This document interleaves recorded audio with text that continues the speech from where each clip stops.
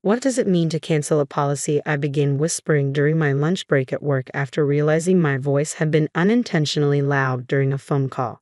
I hadn't made any arrangements to cancel my insurance policy, so I was puzzled and frustrated. My mind went blank.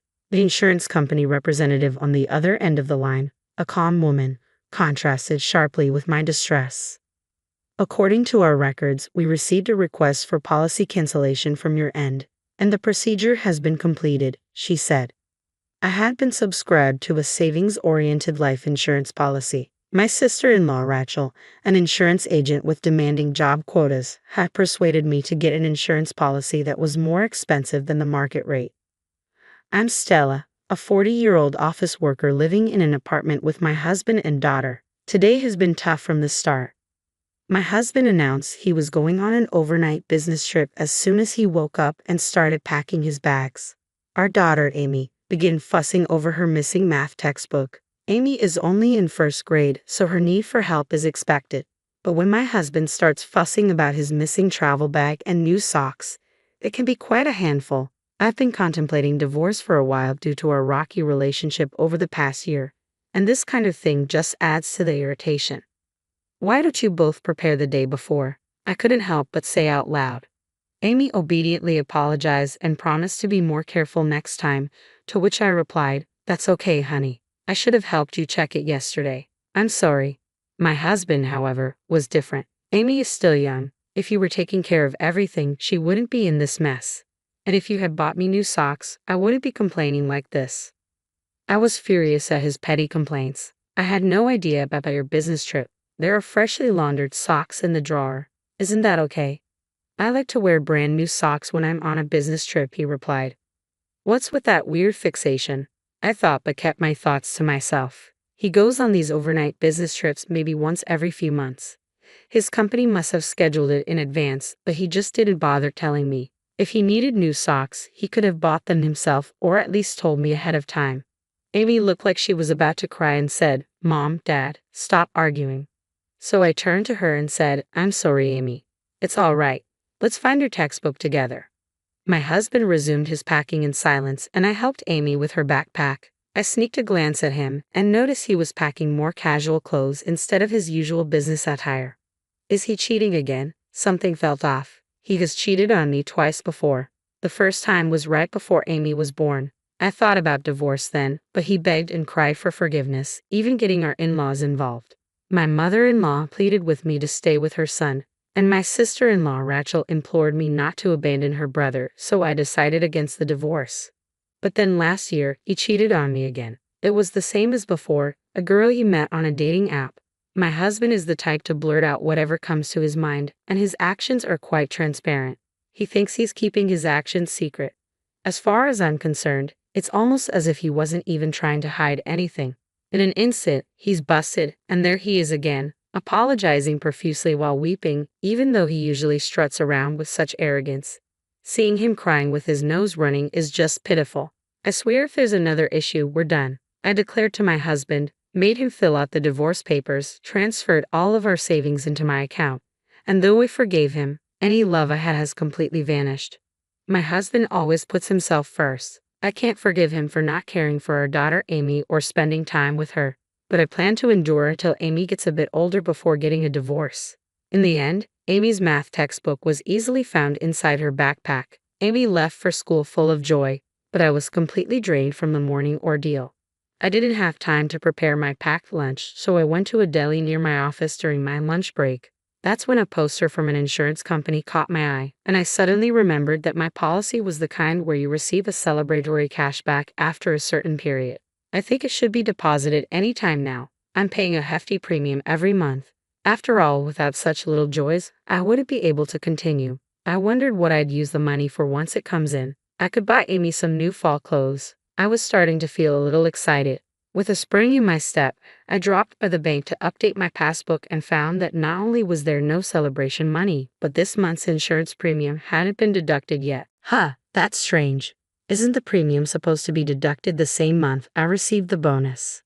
Initially, I was simply baffled, but recalling my husband's shady actions this morning, I had a bad feeling and decided to call the insurance company. It turns out Rachel, my sister-in-law, was off for the day.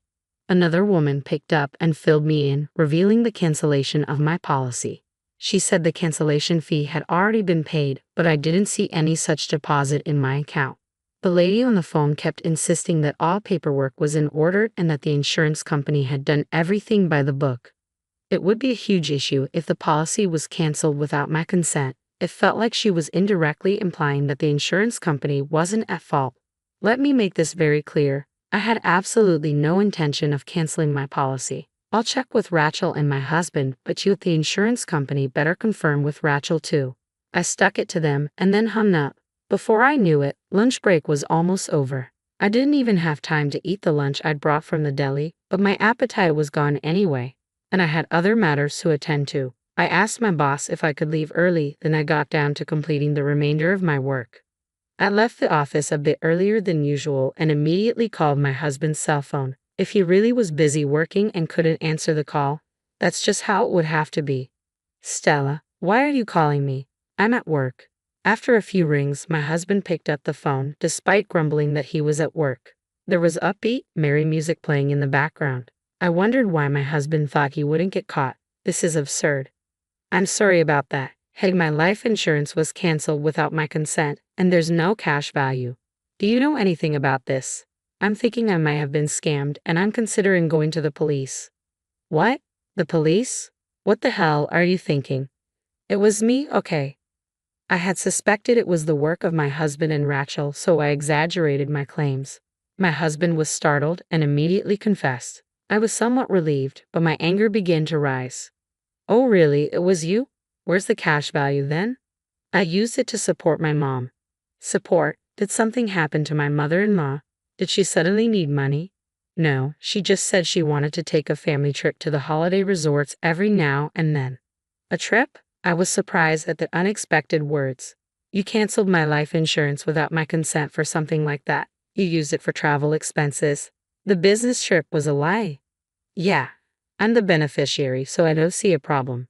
We're all going to stay in a luxury hotel. I'm in the lobby right now, and there's an amazing chandelier. Maybe he thought it was okay to open up because he got caught already. My husband bragged in an excited tone. What the heck? I have a complaint. I have a lot of complaints. Why did you cancel without my consent? I'm the one paying the premium for my own salary, right? You guys should be able to afford your own travel expenses. Oh, shut up. After all, if something happens to you, I'm the one who gets the money, so it's my money. You're healthy and you're not going to die anytime soon. You can just take out another policy. I can't understand my husband's arguments at all. The conditions change as you get older and the insurance premiums get higher. Do you really not understand that? Well, I'm not the one who's paying. I had a headache from my husband's irresponsible words. Do your parents and Rachel know that you canceled my life insurance without my consent? Didn't my father-in-law say anything? Rachel is obviously an accomplice. You and Rachel forged my handwriting and stamped it right. Well, yeah, my mom and dad were happy and said it was a good idea. After all, you're the one holding all our money, so it's all your fault. I want to take a break and have some fun once in a while. It's okay, right? We came on a family trip and everyone's happy. The family you're talking about includes your father, mother, and Rachel, right? Why aren't Amy and I included? Isn't your family Amy and me? Insurance is for emergencies, and I'd be happier if I didn't have to use it. Shouldn't you consult me first if you want to support travel expenses? Because you would definitely say no. You and Amy are always together, so it's okay to be with the family for a change. And besides, Rachel said she wanted to take out a new life insurance policy for you, so they thought it was like killing two birds with one stone. That's just for you guys, huh? Unbelievable. You don't want to admit something because it's considered bad. What an excuse. Aren't you embarrassed behaving like grade schoolers? You're making me not want to talk by getting angry like this. What a pain in the ass. If you keep up this bickering, I wouldn't mind getting a divorce. I bet you couldn't pull it off. Perhaps emboldened by being in a tourist spot, my husband sounded more assertive than usual. Understood. I hung up the phone. Brace yourself. I'll get back at my in-laws and my husband for all of this, I murmured to myself. My patience had reached its end. My husband had been underestimating me because I'd always forgiven him, even though he kept threatening divorce. I had thought my in-laws were normal people and Rachel wasn't a bad person, despite her insistence on pushing for a high life insurance policy. But normal, sensible people wouldn't unilaterally cancel their daughter-in-law's life insurance and misuse the money. This is what I get for marrying into this family. I'll cut them all off. I immediately headed to the court. I always kept the divorce papers my husband had filled out in my bag like a talisman. I submitted the divorce papers right away, then picked up my daughter Amy from an after-school program. On our way home, I told Amy about the divorce. Amy was surprised, but after explaining carefully, she accepted it. When we got home, Amy asked, "So Dad isn't coming back home anymore?" "Your dad won't be back tonight because he's on a business trip. We're getting divorced, so we're going to live separately, but we still need to prepare for that. Then let's start packing right away.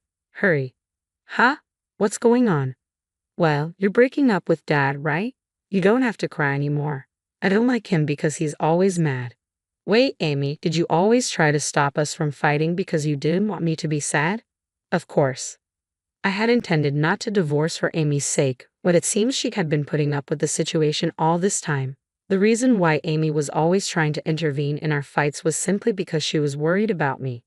Dad never plays with me, even on his days off, and he tells me to go away whenever I talk to him. He only uses me when he wants to say something mean to you, like this morning. I've always been sad because I love you, Mom." Amy smiled slightly. Her smile pierced my heart.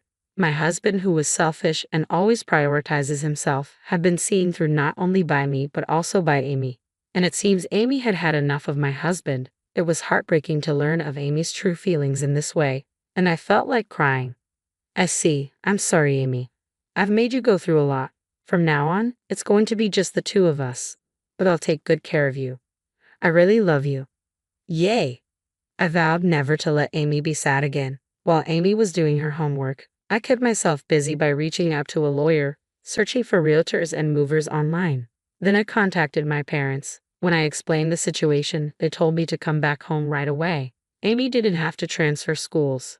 Moreover, if it was tomorrow morning, my father said he could borrow a truck from an acquaintance and help us move our things. I contacted the landlord and the elementary school, briefly explaining that we'd be commuting from my parents' home from now on. I decided to deal with the paperwork from the school gradually, and I called work to take a vacation day tomorrow.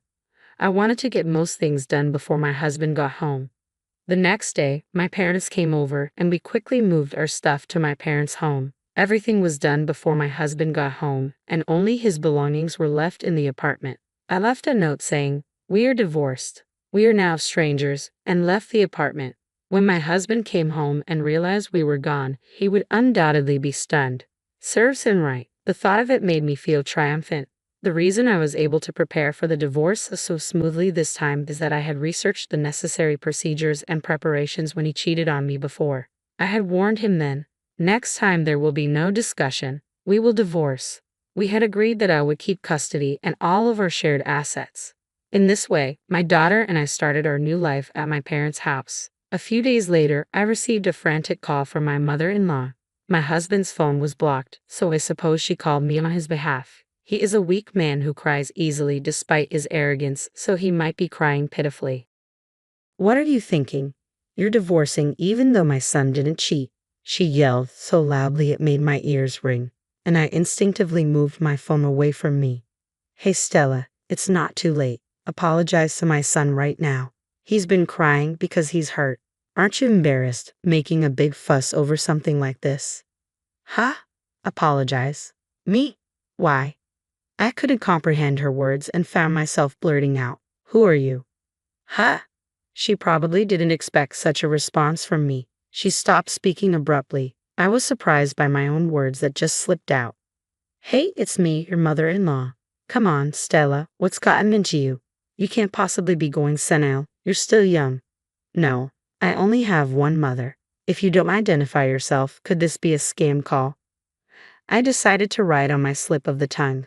After all, we're strangers now that we're divorced, and there's no point in having a serious conversation with people who unilaterally cancel a life insurance policy. "Don't be ridiculous, Stella. If you're going to take that attitude, I have a few things to say too." As expected, my mother-in-law was furious, but I didn't care. "What are you talking about? Do you think you can do something?"